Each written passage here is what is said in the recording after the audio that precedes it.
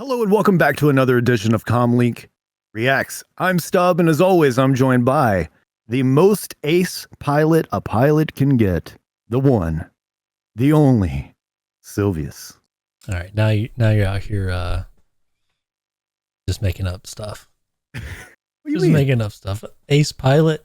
Come on. I would like to see anybody watching down in the comments, or you can add them on Twitter, whatever. Challenge Sylvius to a dogfight and see how it goes for you. Just watch and see what happens. Yeah, it'll be good for their self-confidence, I'm sure. All right. Well, what can you do? All right, what are we watching today?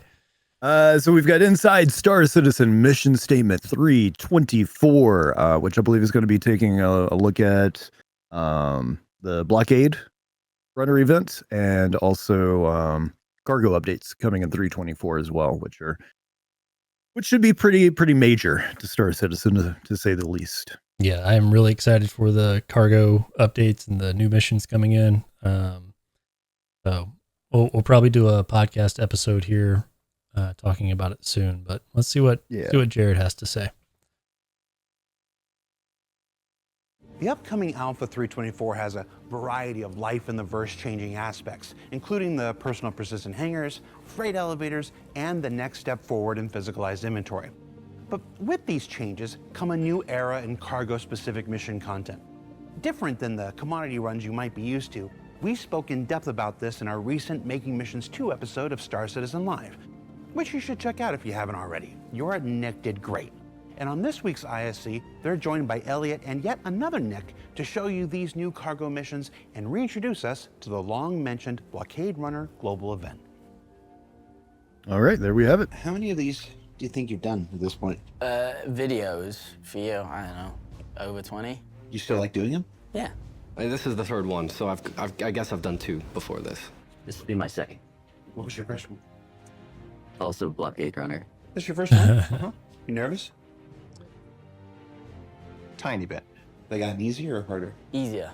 When I first started, I was focused too much on the camera, and that was making me think too much. When there's a camera pointed at you, it's still a little bit different than just speaking to people, but... That's a real I thing. tried to look at you or thought that the camera was someone. It made it easier because it felt like I was just talking to someone instead of looking at a machine trying to be perfect. So you stopped trying to be perfect. Yeah, pretty much. I'm just like, yeah. That should have been easy for you.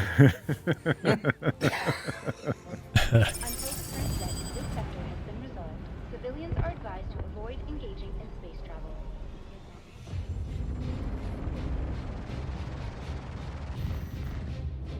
Blockade Runner is an event that focuses on cargo hauling and space combat. The inhabitants of a station ask Like for Xenothreat? aid. The bad guys have blockaded one of these stations, and the citizens there need help to get certain supplies from outside to go back in. I mean, we've seen this event The before. idea with it is that you would have someone who flies a cargo ship and loads up full of cargo, and then have a bunch of escort ships that help fight them. However, the way they now have to get the cargo means they have to actually go and extract it from pirates who have taken it from the station. We wanted to make a cargo-based event because a lot of our current events are really heavy on combat. And cargo's been kind of underutilized on the global event scene, and we thought it would be fun to work that into our usual design. All right, hold up. He just said we want to design a combat event, but didn't Elliot just say you have to do combat to get the cargo? Wait, I thought he said they want to do a cargo event. Yeah. This is not what okay. I might have said it wrong. He said they want to do a cargo event, but Elliot, like 10 seconds earlier, just said you have to do combat to get the cargo. Right. Yeah. So So it'll have both. right. So it's not just a cargo event. Sounds like you have to do combat too. Yeah. I mean, I would imagine, right? You're probably going to have people dedicated to one or the other for the event, though, right?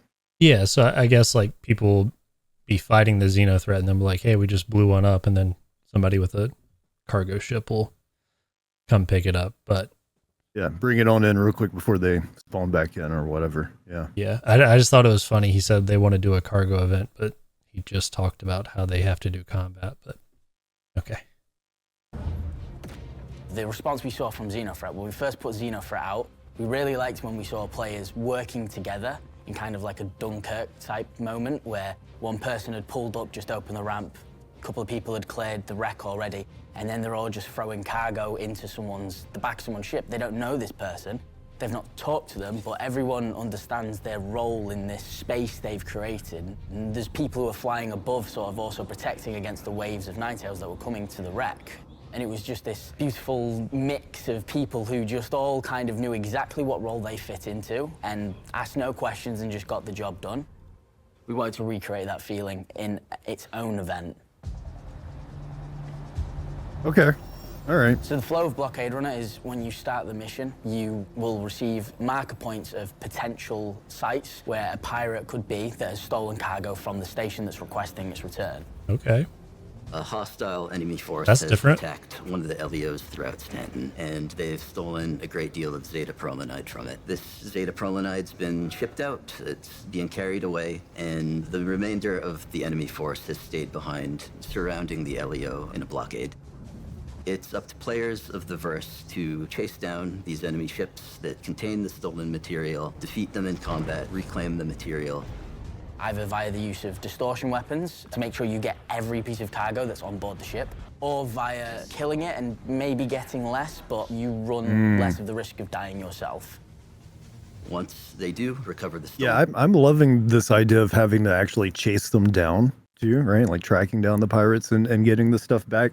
And then also, yeah, that variability of, okay, what loadout do I use? Do I do disruptors and guarantee that cargo stays intact? Or, do I use a different loadout and try to soft death the ship and only get a portion of the cargo?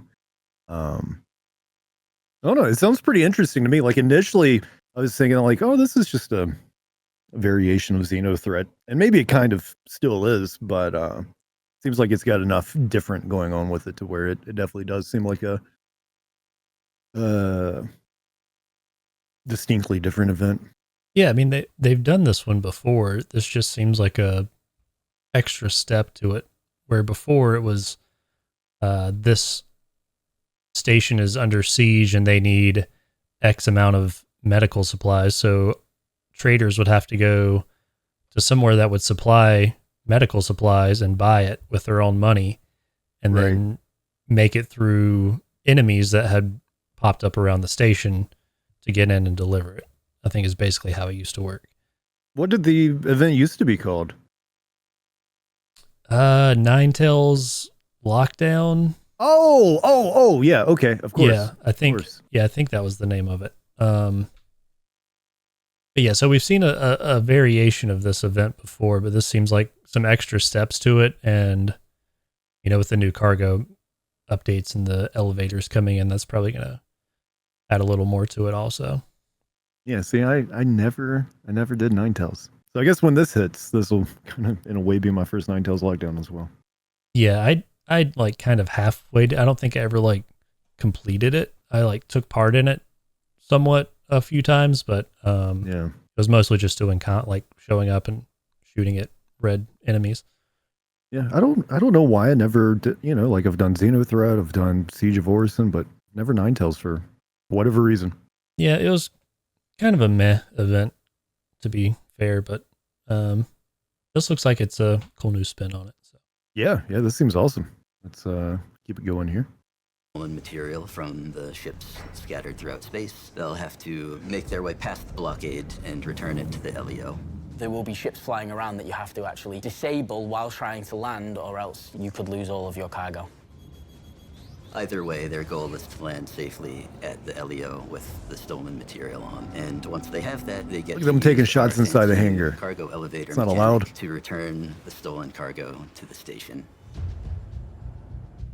The reward for Blockade is based off of participation. There will be, similar to Xenothreat, there'll be a bar that fills up with contribution, and every time that bar kind of ticks over, you'll get a payment, and then you'll get a big chunk at the end when all of the SU amount of cargo has been retrieved back to the station. So to get all of the cargo, I'd recommend using distortion weapons and boarding the ship. This way you can ensure that you get everything out of the cargo hold. Whereas if you do it the other way, you go from this 100% sort of loot to maybe 30%. There's going to be a big difference to encourage a different type of gameplay that players aren't really used to playing in our game. I think a lot of the game Cool. loops in our game are a bit drawn out, and I like to think that you can get into the action pretty quick with this, and it's a relatively tight game loop, all things considering. I hope Thank people you. will be able to jump in and out of it as they see fit and have a good time. In addition to Blockade Runner, we're also adding a bunch of hauling missions that also utilize the freight elevator and instance hangars we're going to get. Here we go. With the introduction of freight elevators, we can now make missions that we were never able to make before. Up until now, we haven't really had any missions which allow you to use your cargo grid. You won't have to go to various different parts of a station or find a ground station to get your land vehicle. You'll be able to get everything you need for your trip organized in one place. Now, I can just go to my hangar and there's an ASOP terminal in there and I can watch my ship go down and come up and I can have all my boxes out. The ability it gives me to build the missions that I love is insane. So for me as an economy designer, freight elevators means that I can reward players for new game loops and different types of activity that they haven't been able to fully play before, such as loading and unloading your cargo, figuring out logistics, and actually allowing players to monetize that effort and get a suitable reward for it. So the more time and effort that it takes to use the freight elevators and do the hauling missions effectively, the more opportunities I have as an economy designer to find the appropriate rewards for players for that game loop. I'll believe don't when wanna I see see any it. Reddit threads on the rewards for these missions, because at the time of filming, we're still weeks away. That means the numbers you see in this episode aren't the real numbers. Don't go to Reddit. Give this guy a break. They'll be real by the time the thing comes out. Let's see what they are in PTU. You might be thinking, well, we've been moving boxes for a few years now. Those delivery missions Yeah, already yeah. exist. What makes Right. cargo hauling missions so special? Well, in cargo hauling missions, we're actually allowing you to move real commodity containers with real value through the verse. You're not stuck with 1 SEU boxes. If you're asked to move 400 SEU, those will actually be intelligently packed by the system into different container sizes, which means you'll be able to load them up on your cargo grid. Can't fit those in the cat. The way you've always wanted to organize them. Watch them. These 32 missions SU will boxes handle don't high snap in volume the cat's cargo. These grid. missions are built for people who are going to own a Caterpillar, people who are going to own a whole Unless city. they fixed it, These this are patch. mimicking a logistical framework that's going Everything's to be fixed in needed 324. you know, a system, a universe all getting better, this everybody. big to transport the goods to and from different locations. Man, Let I me give still you some love the design of examples. the cat. Oh yeah. So like You find a mission where a I few would different prefer using it outposts over on the surface of Hurston C2. have mined some iron. Yeah. And you've got to bring it up to Loreville, where then it can be transported further from there. So you go to each of these outposts, you land at that location, and there, in the warehouse of that outpost, those containers will be waiting for you where you can call it up through the freight elevator. You load it up into your ship. Dude, as much as I want to try the new cargo hauling missions, this is going to be such a prime opportunity for piracy too. oh yeah. Like I I've- didn't even. Sorry, go ahead. I've just seen people already reporting from like the Evo builds. Like, I don't think it's happening on Evocati because they're all testing there, but you can basically run up some, like while you're loading that box, while this guy's loading that box onto the back of his C1, somebody could run out from behind that building there. And if there's anything Yeah. left on the elevator and they hit the button for it to go down, that cargo is now theirs. Oh, Yeah. that's not good. And you can, or they could just like straight up tractor beam it out of the elevator. There's no like ownership locking or anything like that. Just if it's there, like it's free game. Yeah, I don't mind the tractor beam thing. Like that makes sense to me because like the door's open and the shit's just sitting there, right? But it changing ownership based off of somebody hitting the elevator button needs to be fixed. Like that Yeah. needs to change. But I was gonna say, you know, in this lead up to the freight elevators coming online in 324, I've mostly been thinking about them in relation to the personal hangar, but I didn't put a lot of consideration into, well, what's going on when you're picking up cargo from an outpost like what we have it paused on here. With the physicalized elevator also being at these outposts where you're manually going to still have to load up your ship, like just the amount of time that you have to stay landed and vulnerable is massively expanded by this change. Yeah. So I think not only are we finally seeing, cargo missions come online that we've been waiting for a long time, but also again, increased opportunities now for pirates and further need, because of those pirates, further need for security for your cargo hauls. Yeah, for sure. And that's why, they've been talking about overhauling the economy and risk versus reward and being rewarded for the time and effort you put in. I'm just worried that CIG's idea of rewarding is a lot different than players' idea of rewarding. So, if you're spending an hour to an hour and a half doing a hauling mission that you need escorts for, and then by the time you pay your escorts and refuel and everything, and you're only making like 10, 20K, that doesn't feel rewarding. So, right.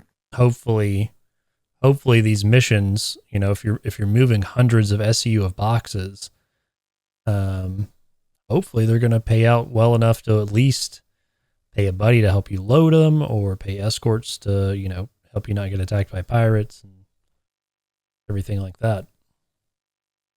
Yeah, this is, I don't know. It just kind of just now hit me exactly how much different things are going to be on the piracy end of things. Yeah. And which is exciting. I think a lot of the big missions are going to be from like LEOs to cities, or from cities to distribution centers. So these smaller elevators at outposts might not be used as much, except for like in the beginning of the hauling stages, like the beginner hauling for the smaller movements. So yeah, we'll see how it shakes out, but it's definitely a big change, and I'm excited for it. Yeah. So let's keep rolling here. And then you figure out what the next location is, and the next location, and the next location. And you can basically do those in any order you like. You'll have single pickup, single drop-off, so this could be picking up from the LEOs around ArtCorp, the Lagrange points, for example, and taking it to Area 18 or to Beijing Point, the station above. Then you'll have a multi-pickup and a singular drop-off. And then the opposite of that, which is singular pickup to multi-drop-off, could be the complete opposite, where you go from a Hurston DC to 2 other outposts delivering goods. It also lets us do a first static setup of what is being called StarSim, where we can test out the flow and then actually make the dynamic side of it work, where we can balance it based off of the needs and wants of the actual locations. That's exciting. Yeah, we'll see how that works I was out. involved with the missions Yeah. with Europe That's another one of those to I'll believe it when I use see it the type EVR things. algorithm that I created to make sure that all of the effort that you put in 2 years. has a commensurate reward. EVR stands for effort versus reward. The EVR algorithm is a general balancing algorithm we've developed that takes into account the time and the difficulty of what you're doing, and it gives you a reward that is appropriate for that. So if you do something that takes a long time but isn't very difficult, or if you do something that takes a short time but is very difficult, you're going to get appropriately rewarded. Okay. So obviously, this kind of thing, effort and reward, isn't a new concept. It's been around since the beginning of computer games. But as the economy team moves forward and we work on all of the exciting new features that are coming out, we're really happy to be able to bring this kind of coherent approach to the entire game economy. Bring it on. We'll see. In the end, cargo hauling missions aren't about... Hey. There's been a real cynical tone in the last few minutes here regarding 324. Everything's going to go smooth as butter, okay? This is going to be in and out of PTU within a week on the live servers, and then a smooth sailing straight to 4.0. You heard it here first, folks. I mean, regardless of bugs or when it comes out, just anytime I hear anything about the economy, I can't take it seriously until they actually show us something worth seeing. But we've heard so much from Tony Z lately. The economic changes that came in 323 have just completely changed how the game feels on the economic side of things, right? Yeah, Tony Z's just, working his fingers through the bone right now. They got him locked in a basement, only feeding him bread and water until he's finished. Oh no. Somebody check on Tony Z. Let's finish up this video. Out how good you are at shooting the bad guys. It's about figuring out which holes the universe needs. And ultimately, it's about having fun delivering some boxes. Thanks for watching, everybody. Hell yeah. So what did we learn this week? Well, hopefully that the cargo missions aim to provide a more involved and deliberate experience than the commodity ones you might be used to. That the Blockade Runner will benefit from boarding tactics more than simply just blowing things up. I love that. And that while your everyday life in the verse certainly changes in Ready to do some boarding. it will continue to evolve in the subsequent 4.0 and beyond. And if you'd like to learn even more about these cargo missions, you can tune in to tomorrow's Star Citizen Live, where the team will talk even more about the stuff you saw here. Inside Star Citizen, I'm Jared Huckabee. Thanks for letting us share the people and process of game development with you. And we'll see you all here next week. Hi, Jared. See ya. Is there a little end credit scene here? No. What happened to those? Bring those back. That was a pretty good one. Yeah. And I'm actually kind of excited for Star Citizen Live tomorrow too. I don't know. I want to hear more about these cargo mission updates in detail. Obviously, even more than that, I want to actually see them in the game. But while we're still waiting for 324 to cook before even hitting PTU, yeah, sounds like it's going to be an interesting SEL this week too.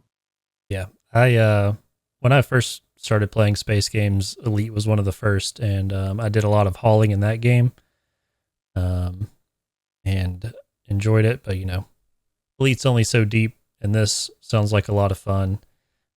So yeah, I'm excited to just screw up the C2 with the boys and move some boxes. See, that's something that I think we'll probably end up talking about more on the podcast in a bigger time frame. The aspect of solo versus group play when it comes to the cargo missions, and what's going to be more lucrative, like as far as the amount of credits made, what's going to be more fun in a general sense. You know what I mean? I don't know. There's a lot going on there between payout, between actual gameplay, and yeah, you marry this new cargo update along with engineering coming soon. TM. Yeah, you'll need a whole crew just to haul some cargo, right?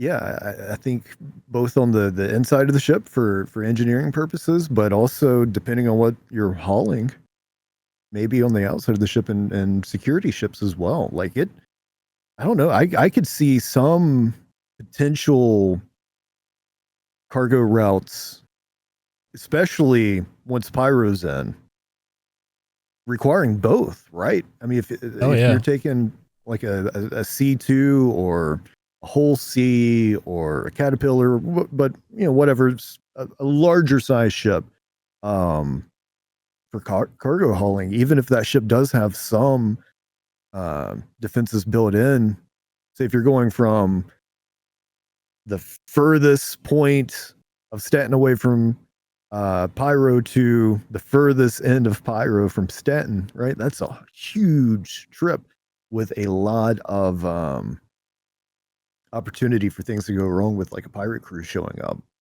So I'm really excited for what this is going to hopefully bring to the game. I should maybe de-hype a little bit because Yeah. of the Star Citizen. Yeah. But yeah, this ISC was great though. It's got me even more excited about cargo hauling. And I don't know, the Blockade Runner dynamic event seems really cool too. Yeah, that's going to be a lot of fun. I think 324 is actually going to get me to start playing some Star Citizen regularly again.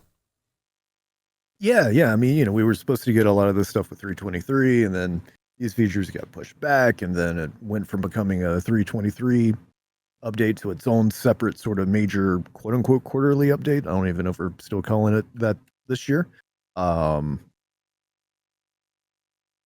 But now that I'm sitting here thinking about it, like, I do kind of get them just calling it even beyond just a marketing call, 324, like cargo elevators, cargo missions, and Blockade Runner is a significant update for sure. And So, the instance, hopefully we'll get our hands on it soon. and the hangars. Don't forget those.